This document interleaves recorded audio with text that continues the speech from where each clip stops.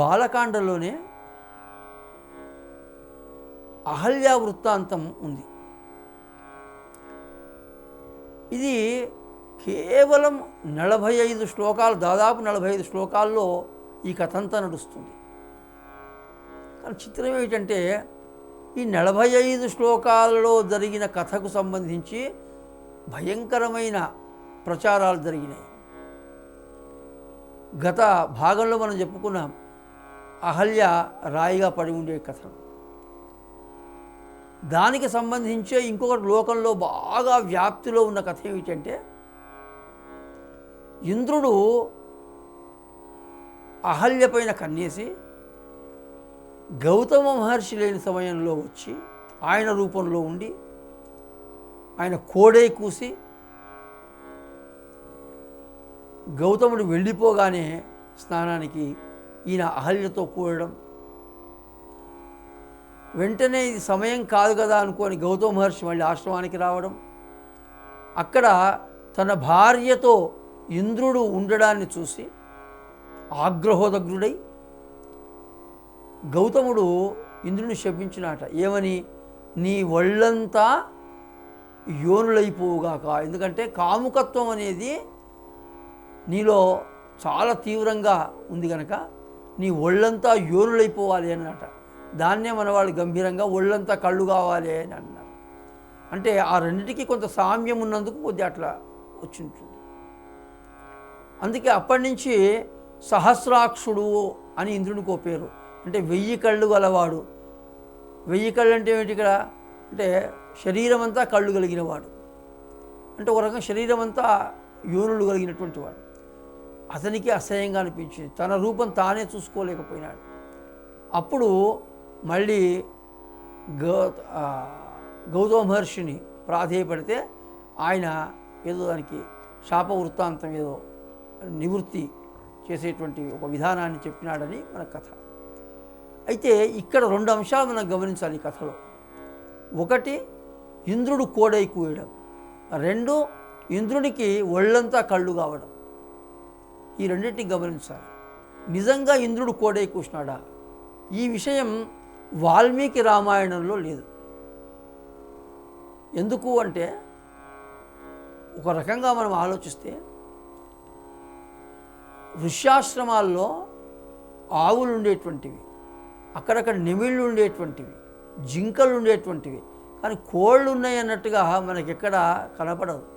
కనుక కోడి కూత, కోడి గూయడం ఇదనేటువంటిది అంటే ఒకనాటి జీవన విధానం ఏమిటంటే కోడి గుయ్యంగానే లేచేవాళ్ళు. అంటే 3-3:30-4 గంటల మధ్యలో ఆ కోడి గుయ్యంగానే లేచి కాలకృత్యాల కొరకు వెళ్ళిపోయేవాళ్ళు, స్నానం చేసి వచ్చేవాళ్ళు.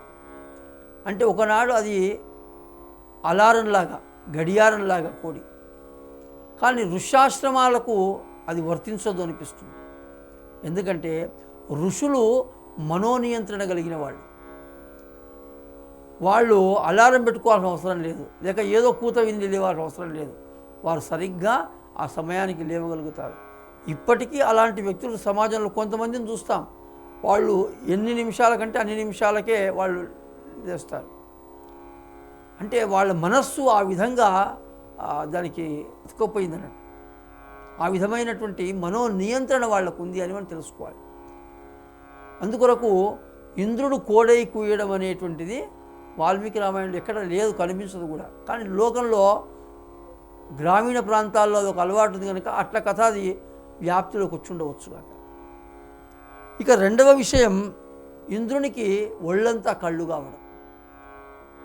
నిజంగా అట్లా శపించినాడా గౌతముడు అంటే వాల్మీకి రామాయణంలో ఆ విధంగా లేదు. ఏమన్నాడు ఆయన అంటే, మమ రూపం సమాస్థాయ కృతవానసి దుర్మతే అకర్తవ్యమిదం తస్మాత్ విఫలస్త్వం భవిష్యసి. నా రూపం ధరించొచ్చావురా, చాలా అనుచితంగా ప్రవర్తించావు నా భార్య పట్ల, కనుక నీవు విగత వృషణుడవైపో అన్నాడు. అనగానే ఆయన యొక్క వృషణాలు 2 నీలరాలిపోయాయి. ఎందుకు ఆ శాపం ఏమిటి అంటే కామ ప్రకోపం నీలో తీవ్రంగా ఉంది కనుక వృషణాలు రాలడం వల్ల ఆ కామం ఇంకా ఉండకుండా పోతుంది. అందుకొరకు ఆ విధంగా ఆయన శపించినాడు. శపించేసరికల్లా ఇంద్రుడు పశ్చాత్తాపడ్డాడు. మరి ఏం చేయాలని దేవతలను ప్రార్థించినాడు. అప్పుడు మేష వృషణాలు తెచ్చి ఆయనకు పెట్టారు అని మనకు కథ. ఇది రామాయణంలోనే ఉంది. బాలకాండలో వాల్మీకి మహర్షి చెప్పిన విషయం ఇది. కనుక ఇంద్రుడు వృషణహీనుడై శాపం చేత తర్వాత దేవతల యొక్క అనుగ్రహం వల్ల మేష వృషణుడైనాడు. అంతే తప్ప ఒళ్ళంతా కళ్ళైనాయి అన్న కథ రామాయణంలో మనం కూడా ఒళ్ళంతా కళ్ళు చేసుకొని చూసినా ఎక్కడ కనిపించదు. అదేవిధంగా మరి ఎందుకు వచ్చినాడు? మనం ఏమనుకున్నాం ఇంతకుముందు, ఆయనకు అహల్య మీద కన్నుబడ్డది కనుక, ఆమెను పొందాలనుకున్నాడు కనుక, ఆమె సంగమం కోరాడు కనుక ఆయన ఒక మోసపూరిత పద్ధతిలో ఆమెను పొందినాడు అనేటువంటిది మన కథలో బాగా వ్యాప్తిలో ఉన్న విషయం. కానీ ఇంద్రుడు అది కాదండి. చాలా వరకు ఇంద్ర సంబంధమైన కథల్లో ఇటువంటివే, అంటే కామమో, క్రోధమో, ఈర్ష్యనో, అసూయనో ఇవన్నీ ఇంద్రుడికి ఆపాదించినాడు వాస్తవంగా చాలా కథలలో. కానీ అవి తెలుసుకున్నప్పుడు, యథార్థాలు తెలుసుకున్నప్పుడు దాన్ని సమన్వయించుకోగలిగితే ఇంద్రుడు చాలా గొప్పవాడు. మరి ఇక్కడేమిటి, ఆయన అహల్య దగ్గరికి ఎందుకు వచ్చినాడు అంటే ఆ విషయాన్ని చాలా స్పష్టంగా వాల్మీకి రామాయణంలో ఇంద్రుడే చెప్పాడు. ఏమని అంటే, కుర్వతా తపసో విఘ్నం గౌతమస్య మహాత్మనః క్రోధముత్పాద్య హి మయా సురకార్యం ఇదం కృతం. అయా, దేవతల యొక్క కార్యం నిమిత్తమై నేను వచ్చాను. ఎందుకు వచ్చాను అంటే గౌతమ మహర్షికి కోపం తెప్పించాలి. కోపం తెప్పిస్తే ఏమవుతుంది? శాపం ఇస్తారు. ఋషులంటేనే శాపానుగ్రహ సమర్థులు వాళ్ళు. కనుక కోపంలో శాపం ఇస్తారు.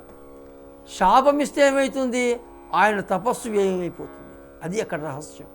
కనుక గౌతముని యొక్క తపస్సుని వ్యయపరచడం అనేటువంటి ఒక కారణం కోసం మాత్రమే ఆయన ఆశ్రమానికి వచ్చాడు తప్ప ఆయన సంగమించలేదు అనేటువంటిది మనం గ్రహించాలి. ఓం స్వస్తి.